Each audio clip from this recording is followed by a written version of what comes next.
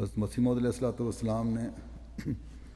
حضرت صلی اللہ علیہ وسلم کے مقام اور نور محمدی کی سورہ نور کی ایک آیت کی روشنی میں جو تفسیر فرمائی ہے وہ پیش کرتا ہوں۔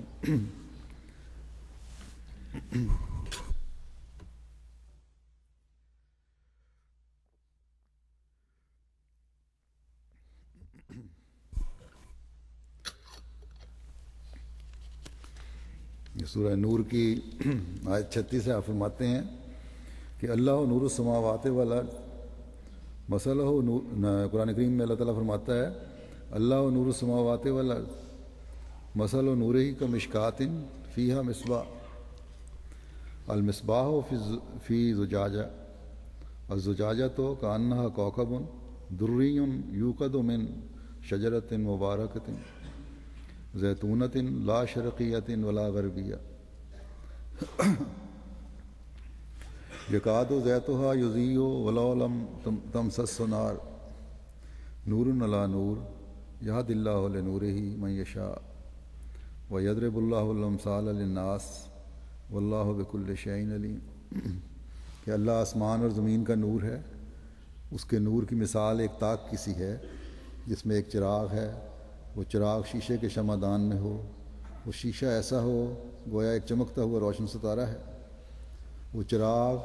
زیتون کے ایسے مبارک درخت سے روشن کیا گیا ہو جو نہ مشرقی ہو اور نہ مغربی، اس کا تیل ایسا ہے کہ قریب ہے کہ وہ خود بھڑک کر روشن ہو جائے، خواہ اسے آگ کا شعلہ نہ بھی چھوا ہو۔ یہ نور علی نور ہے، اللہ اپنے نور کی طرف جسے چاہتا ہے ہدایت دیتا ہے، اور اللہ لوگوں کے لیے مثالیں بیان کرتا ہے، اور اللہ ہر چیز کا دائمی علم رکھنے والا ہے۔ پہلے اللہ نور السماوات والارض کی وضاحت کرتے ہوئے آپ فرماتے ہیں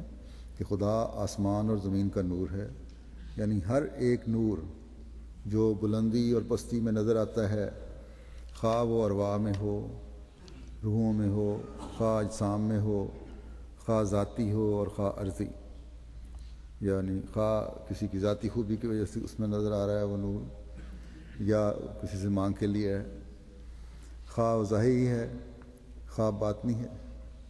خواہ ذہنی ہے، خواہ خارجی ہے، اس کے فیض، اسی کے فیض کا عطیہ ہے۔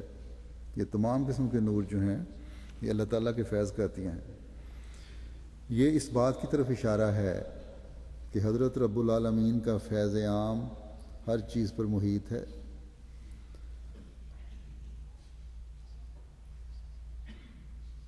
ہر چیز پر محیط ہو رہا ہے، اور کوئی اس کے فیض سے خالی نہیں۔ وہی تمام فیوز کا مبدأ ہے، اسی سے تمام فیض پھوٹتے ہیں، اور تمام انوار کا علت العلل ہے، اسی کی وجہ سے تمام، یعنی وہی وجہ بنتا ہے تمام نوروں کا، اور تمام رحمتوں کا وہی سرچشمہ ہے، اسی کی ہستی حقیقی، تمام عالم کی قیوم، تمام کائنات کو قائم رکھنے والی، اور تمام زیر و زبر کی پناہ وہی ہے۔ جو بھی الٹ پلٹ ہے، تباہی ہے، بربادی ہے، تعمیر ہے، تخریب، ہر چیز کی پناہ جو ہے وہی ہے، جس نے ہر ایک چیز کو ظلمت خانہ عدم سے باہر نکالا اور خلت وجود بخشا۔ یعنی کچھ چیز نہیں تھی پہلے، جو یہ کائنات بھی بند تھی، پھر اللہ تعالیٰ نے اس کو پیدا کیا اور اس کو وجود بخشا۔ فرمایا یہ تو ایک فیضان عام ہے، یہ ایک ایسا فیضان ہے جس سے ہر ایک فائدہ اٹھا رہا ہے، جس کا بیان اللہ تعالیٰ نور السماوات والارض میں اللہ تعالیٰ نور السماوات والارض میں ظاہر فرمایا گیا ہے۔ یہی فیضان ہے جس نے دائرہ کی طرح ہر ایک چیز پر احاطہ کر رکھا ہے۔ دنیا کی ہر مخلوق جو ہے، وہ چاہے مومن ہے، غیر مومن ہے، پتھر ہے، پہاڑ ہیں، پانی ہے، جانور ہیں، ہر چیز پر اللہ تعالیٰ نے احاطہ کر رکھا ہے، جس کے فائز ہونے کے لیے کوئی قابلیت شرط نہیں، لیکن بمقابلہ اس کے ایک خالص فیضان بھی ہے جو مشروط بشرائط ہے، ایک ایسا فیض ہے جو خالص ہے، اس کی بعض شرطیں ہیں، اور انہی افراد خاصہ پر فائز ہوتا ہے جن میں اس کو قبول کرنے کی قابلیت و استعداد موجود ہو۔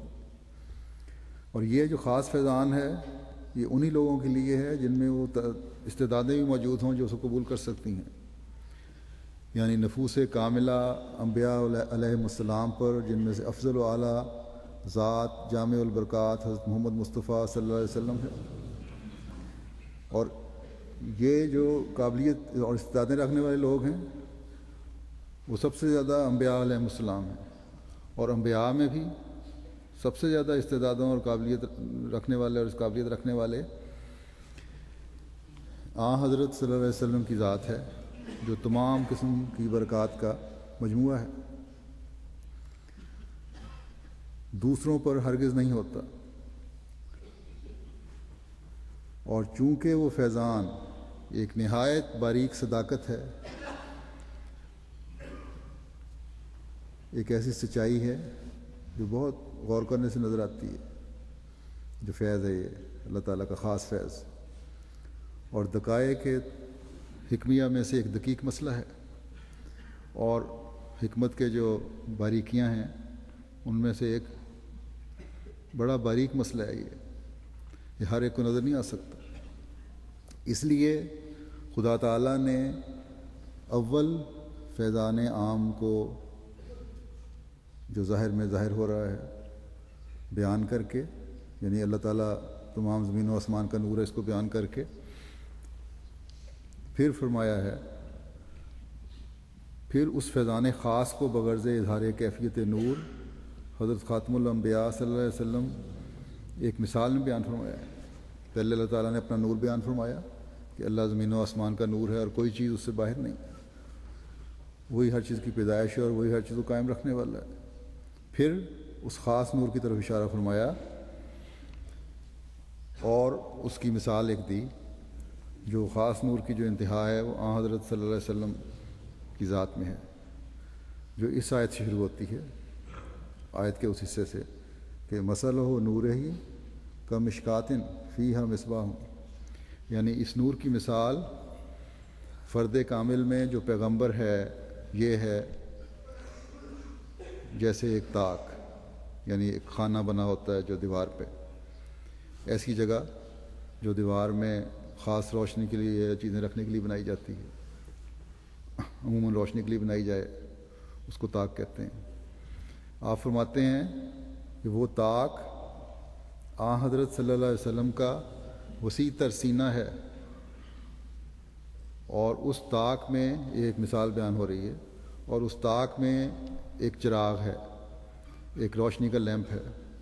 اور یہ چراغ اللہ تعالیٰ کی وحی ہے۔ اور یہ جو فرمایا کہ وہ چراغ شیشے کے شمع دان میں ہے، تو شمع دان میں جب چراغ رکھا ہو، اس کی ایک مثال اس لیے دی ہے شیشے کے چراغ میں کہ جب شمع دان میں چراغ رکھا ہو تو آندھیوں وغیرہ سے محفوظ رہتا ہے۔ جب ایک گلوب میں روشنی ہوتی ہے، کوئی بھی شعلہ،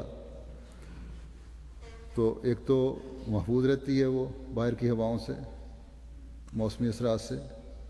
دوسری روشنی بڑھ جاتی ہے اس کی، جیسا کہ ایک عام آدمی بھی جانتے ہیں۔ ہمارے تیسری دنیا میں تو ہر جگہ مٹی کے تیل کی لالٹینیں استعمال کی جاتی ہیں غریب ملکوں میں، تو اس شیشے کے گلوب کی وجہ سے وہی شعلہ جو ویسے ہوا میں رکھا جائے تو بجھ جائے، اسی سے کو لالٹین میں جب استعمال کر کے اور اس کے اوپر چمنی چڑھا دی جاتی ہے یا گلوب چڑھا دیا جاتا ہے تو شعلہ محفوظ ہو جاتا ہے۔ اور آندھیوں میں بھی لوگ لے کے پھر رہے ہوتے ہیں جہاں جدید قسم کی ٹارچیں وغیرہ نہیں ہوتی، اور جہاں لیمپ یا ٹارچ کا سوال پیدا ہو وہاں بھی جب اس کے اوپر شیشہ چڑھایا جائے، گلوب چڑھایا جائے، ریفلیکٹر چڑھایا جائے تو روشنی مزید پھیلتی ہے۔ تو بہرحال حضرت مسیح موعود علیہ الصلوۃ والسلام فرماتے ہیں